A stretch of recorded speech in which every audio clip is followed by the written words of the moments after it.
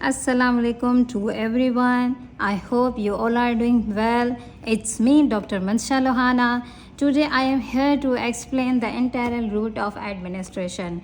मेरे previous lecture में मैंने roots of administration को explain किया था and bypass the GIT environment and first pass metabolism. Kindly उसको watch करिए, उसके बाद ही आप integral root को समझिएगा. Okay? So guys हमने टाइप्स ऑफ एडमिनिस्ट्रेशन पढ़े थे जिसमें हमारे पास कुछ टाइप्स थे एंटेरल, पैरेंटल एंड फर्दरमोर. अच्छा जी, तो आज हम एंटेरल रूट को कवर करेंगे, उसको डिटेल में पढ़ेंगे. अच्छा जी, इंटरनल रूट क्या होता है? ये वो रूट ऑफ एडमिनिस्ट्रेशन होता है, यानी ये वो रूट होता है जिसमें हम ड्रग को बॉडी के अंदर इंजेक्ट करते हैं माउथ को यूज़ करके.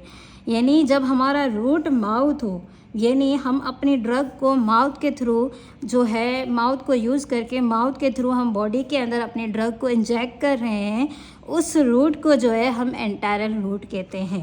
ओके, यानी किसी ड्रग को माउथ के थ्रू अपने बॉडी के अंदर इंजेक्ट करना is called the enteral route of administration. अच्छा जी, एंटेरल रूट भी फिर फर्दर डिवाइड होते हैं 3 रूट्स में. एंटेरल रूट माउथ तो यूज़ होगा, ठीक है, तो इसकी जितने भी टाइप्स होंगी इंटरनल रूट की, उस सब में माउथ ही जो है मेन ऑर्गन होगा जिसके थ्रू हम बॉडी के अंदर अपनी ड्रग को इंजेक्ट करेंगे. लेकिन ये भी फिर फर्दर मोर 3 डिवीजन में डिवाइड होता है. Oral internal route, buccal internal route and sublingual internal route. Oral internal route में हम क्या करते हैं कि अपने माउथ में ड्रग को जो है स्वेल आउट करते हैं, यानी मुंह में जो है अपनी ड्रग को मुंह के थ्रू जो है पानी के थ्रू जो है उस ड्रग को बॉडी के अंदर भेज देते हैं, यानी स्वेलो कर देते हैं. ठीक है, लेकिन बक्कल में क्या होता है कि हम अपनी दाढ़ जो हमारे गम्स होती हैं और चीक्स होते हैं उनके बीच में ड्रग को रख देते हैं, फिर वो ड्रग स्लोली जो है वो एब्जॉर्ब होती जाती है ब्लड में. ठीक है, वो फिर स्टमक या फिर इंटेस्टाइन से नहीं गुजरती. ठीक है, जो ड्रग हम ओरल रूट से भेज रहे हैं यानी स्वेलो कर रहे हैं, उसमें क्या होगा कि वो ड्रग स्टमक में जाएगी, फिर स्टमक से होकर इंटेस्टाइन में, फिर हमारे ब्लड में. लेकिन बक्कल में क्या होगा, ये भी यहाँ पे भी हम माउथ ही यूज़ करें, सबलिंगुअल में भी हम माउथ ही यूज़ करें, लेकिन बक्कल में क्या होगा कि हम गम्स और चीक्स के बीच में जो है अपने ड्रग को रख देंगे.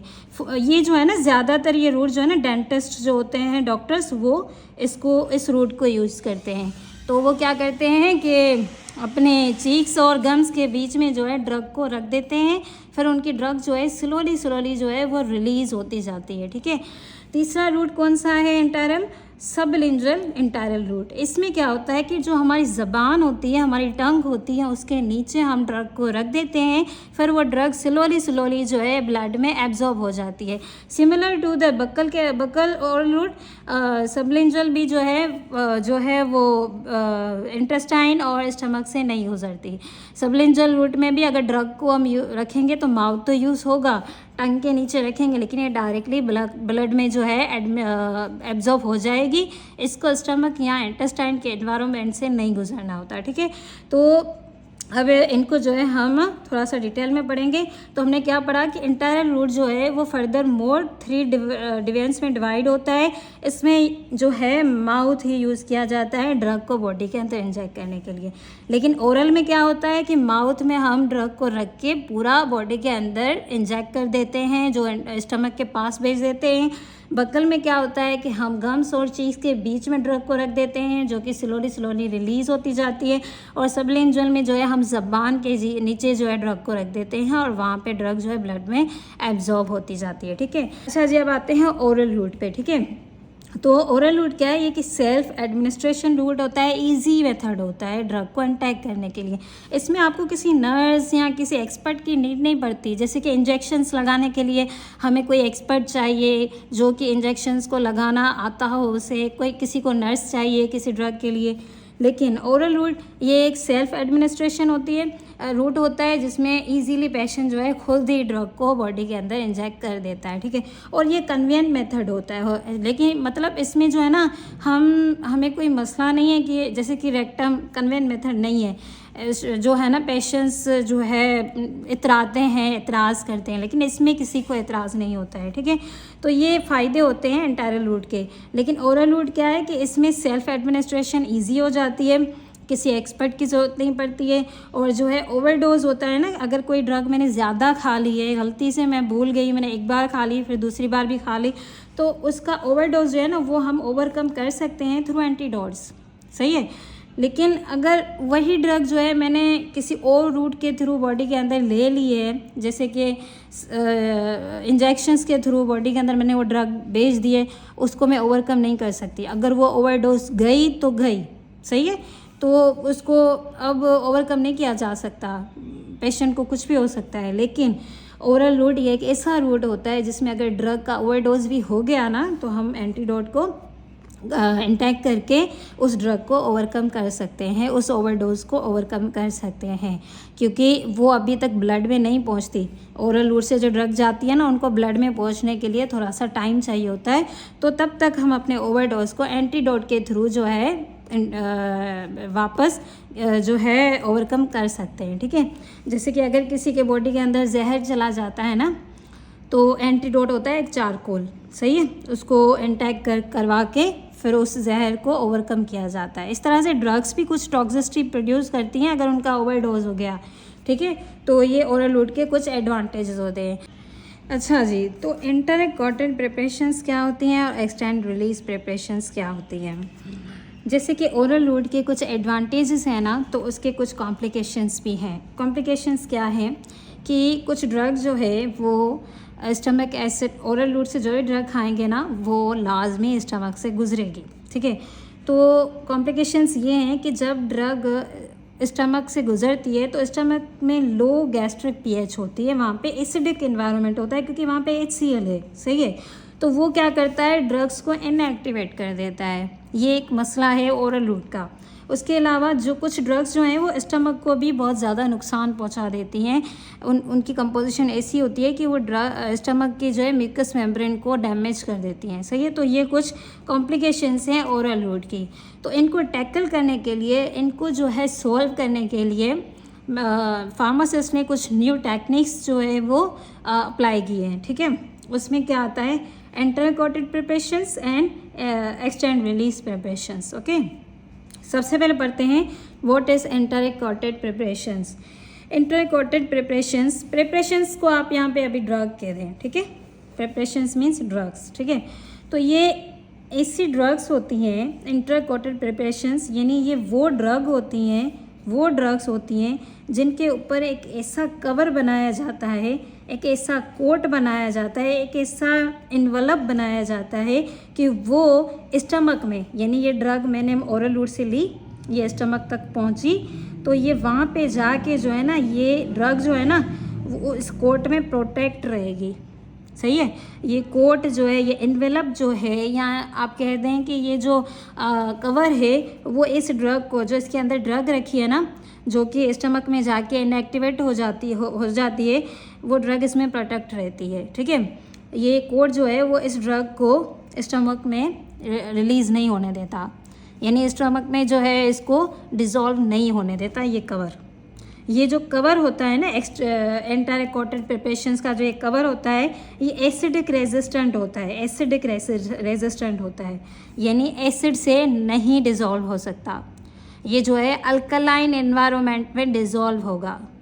और अल्कलाइन एनवायरनमेंट हमें कहाँ पे मिलता है, हमारे इंटेस्टाइन में मिलता है, सही है।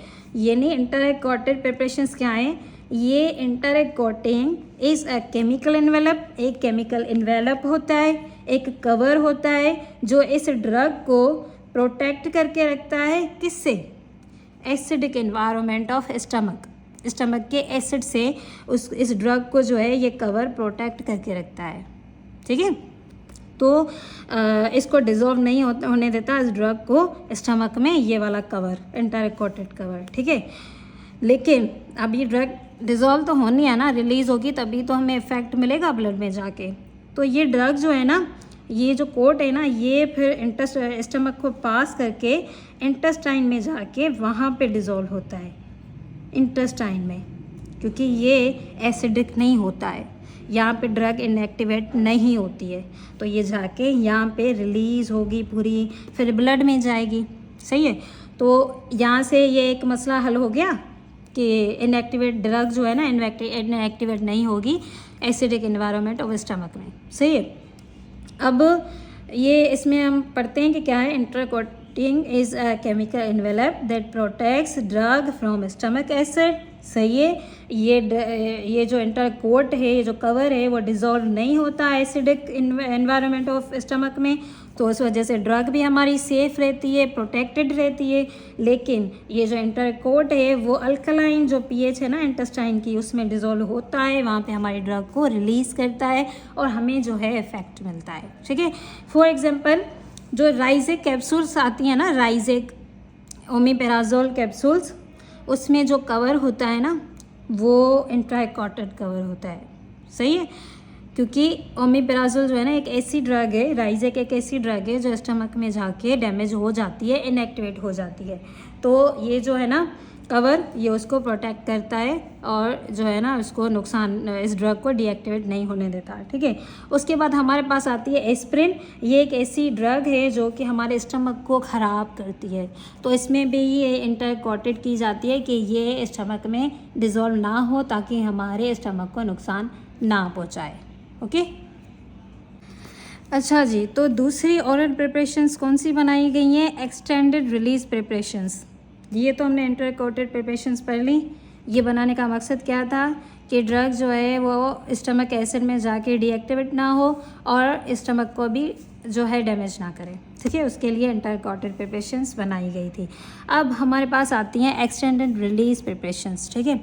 ये वो ओरल ड्रग्स होती हैं, ये वो ऐसी ओरल ड्रग्स होती हैं जिनके ऊपर एक ऐसा कवर होता है, एक ऐसे इंग्रेडिएंट से वो कवर बना होता है कि जो है ना इस ड्रग को स्लोली जो है रिलीज़ करता है। ठीक है। एक्सटेंड रिलीज प्रिपरेशंस, यानी ये एक्सटेंड रिलीज कोट्स कौन से होते हैं? ये वो कोटिंग्स होती हैं, ये वो एक ऐसे मटेरियल के कोट बने हुए होते हैं जो ड्रग की रिलीज़ को कंट्रोल करते हैं। ठीक है। फॉर एग्जांपल मैं चाहती हूँ मैंने ये ड्रग खाई है, फॉर एग्जांपल मैं चाहती हूँ कि मैंने एक ड्रग खाई है। सही है। अब ये ड्रग जो है ना जल्दी से पूरी डिज़ोल्व होके मुझे अभी के अभी इफेक्ट ना दे, सारा दिन इसका थोड़ा सा जो है हिस्सा रिलीज़ होता जाए मेरे ब्लड में और मुझे ड्रग का असर मिलता रहे पूरा दिन। सही है। तो मैं इस ड्रग के ऊपर एक ऐसा कोट बनाऊँगी, एक ऐसी कवर दूंगी, एक ऐसे मटेरियल से इसको कोट बनाऊंगी कि वो इस ड्रग को जो है ना इस ड्रग को स्लोली रिलीज़ करेगा। ऐसी प्रिपरेशंस को, ऐसी ड्रग्स को जिनके ऊपर एक ऐसा कोट हो जो स्लोली ड्रग को जो है रिलीज़ करे, ड्रग के रिलीज़ को कंट्रोल करे, उस कोट को जो है एक्सटेंड रिलीज़ प्रिपरेशंस कहते हैं। एक्सटेंडेड रिलीज़ यानी जो ड्रग जल्दी से इमीडिएटली डिसॉल्व हो जाती है उसको एक्सटेंड यानी उसका टाइम पीरियड थोड़ा सा बढ़ा दे, वो स्लोली जो है रिलीज़ हो, इसको कहते हैं एक्सटेंडेड रिलीज़ प्रिपरेशंस। ठीक है। इसमें क्या होता है कि हम चाहते हैं कि हमें स्लोअर एब्जॉर्प्शन मिले। अच्छा, सवाल है कि हम क्यों करें ड्रग को? हम तो चाहते हैं ड्रग जल्दी हमें इफेक्ट दे, हम क्यों चाहते हैं कि ड्रग जो है स्लोली परफॉर्म करे? अच्छा जी, उसका जवाब क्या है कि कुछ ड्रग, समझें एक पेशेंट है, सही है, एक पेशेंट है, उसको डॉक्टर ने एक ड्रग दी है लेफ्लॉक्स। सही है। उसको दिए कि आपने 250 mg की ड्रग है लेफ्लॉक्स, वो सुबह भी लेनी है, सही है, और शाम को भी लेनी है। ठीक है। लेकिन मैं चाहती हूँ कि मैं सुबह शाम ड्रग नहीं लेना चाहती, मुझे एक ही टाइम पे ड्रग दो ताकि मैं खा लूँ, मैं बार बार नहीं खाऊंगी, मुझे भूल जाता है। सही है। तो डॉक्टर क्या करेगा कि इसको 500 मिलीग्राम की ड्रग दे देगा, कहेगा कि चलो तुम सुबह को ये एक ड्रग खा लो। ठीक है। तुम पहले क्या किया कि 250 की एक सुबह को एक शाम को दे दी, लेकिन फिर जब उसने ये शिकायत की कि मैं एक ही बार खाना चाहता हूँ तो उसने 500 mg की उसको ड्रग दे दी। ठीक है। अब क्या होगा कि ये ड्रग्स इस ऐसे कैप्सूल की बनी, ऐसे कवर की बनी हुई होगी कि वो स्लोली इस ड्रग को पूरा दिन जो है रिलीज़ करती रहेगी और इसकी बॉडी को पूरा दिन जो है ना ड्रग का इफ़ेक्ट मिलता रहेगा। ठीक है। तो इस पर्पस के लिए जो है एक्सटेंड रिलीज प्रिपरेशंस बनाई जाती हैं। इसको कहते हैं पेशेंट कंप्लायंस। पेशेंट कंप्लायंस क्या होती हैं कि पेशेंट चाहता है कि मुझे बार बार ड्रग्स नहीं लेनी, मैं भूल जाता हूँ, मुझे याद नहीं रहती है, आप काइंडली जो है एक ही टाइम पे मुझे बता दें, मैं सारी ड्रग्स ले लूँगा। सही है। तो उनके लिए ऐसी प्रिपरेशंस बनाई जाती हैं कि उनके ऊपर ड्रग के ऊपर ऐसा कवर हो कि स्लोली उसको रिलीज़ करे। एक ही दफ़ा पे 500 मिलीग्राम की ड्रग रिलीज़ होगी, बंदा नहीं सर्वाइव कर सकेगा, लेकिन ऐसा कवर चढ़ाया जाता है कि वो ड्रग आस्ते आस्ते रिलीज़ हो। लेकिन 250 मिलीग्राम वाला जो होगा कैप्सूल, उस पर ऐसा कवर नहीं होगा, क्योंकि ये भले एक ही टाइम पे इमीडिएटली रिलीज़ हो जाए, नुकसान नहीं हो, लेकिन 500 मिलीग्राम थोड़ा सा ज़्यादा है, तो इसलिए एक ऐसा कवर बनाया जाता है कि स्लोली रिलीज़ होती रहे ड्रग। 2 घंटे के बाद 400 मिलीग्राम ड्रग बची है बॉडी में, फिर 300 बची है, तो इसके लिए ऐसे कवर बनाए जाते हैं। और ये कवर ऐसे इंग्रेडिएंट्स के बने होते हैं जो कि ये काम परफॉर्म करें, ठीक है। उसके अलावा मैं चाहती हूँ कि मुझे पूरा दिन इफ़ेक्ट रहे ड्रग का, तो भी मैं एक्सटेंड रिलीज़ प्रिपरेशंस जो है यूज़ करूँगी। पेशेंट कंप्लाइंस को मुझे इम्प्रूव करना है तो भी यूज़ करूँगी। और ऐसी ड्रग्स जिनका हाफ़ लाइफ जो है शॉर्ट है, हाफ़ लाइफ में आगे आपको डिस्कस करूँगी नेक्स्ट वीडियो में, ठीक है।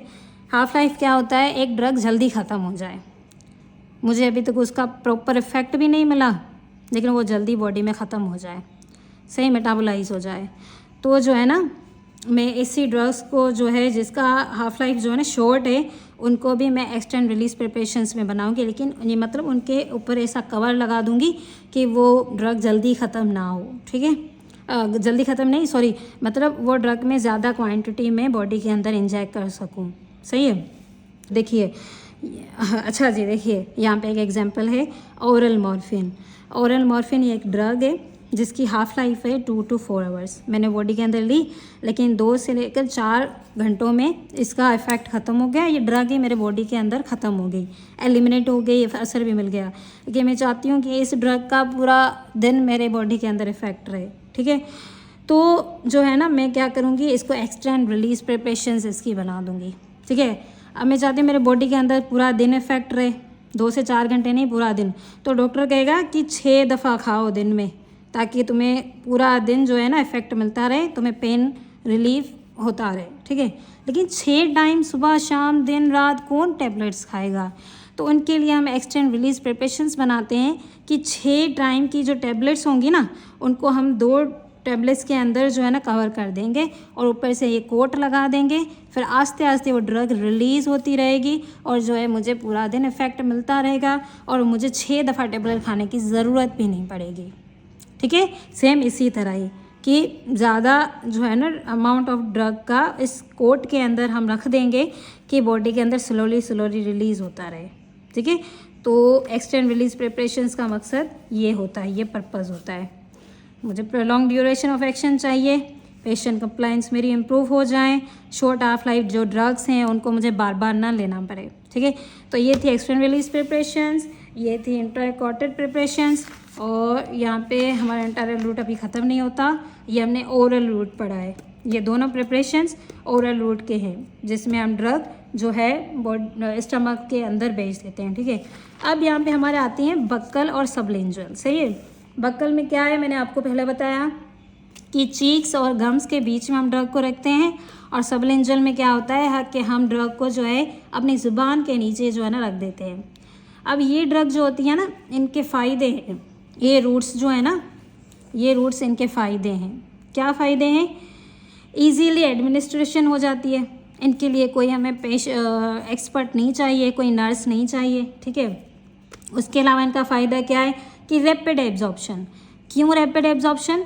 हमारी ब्लड कैपिलरीज होती हैं टंग के नीचे, ज़बान के नीचे, तो जो ड्रग हम ज़बान के नीचे रखेंगे वो जल्दी एब्जॉर्ब हो जाएगी, लेकिन जो ड्रग ओरली खाएंगे स्टमक में जाएगी वो देर से ब्लड में पहुंचेगी।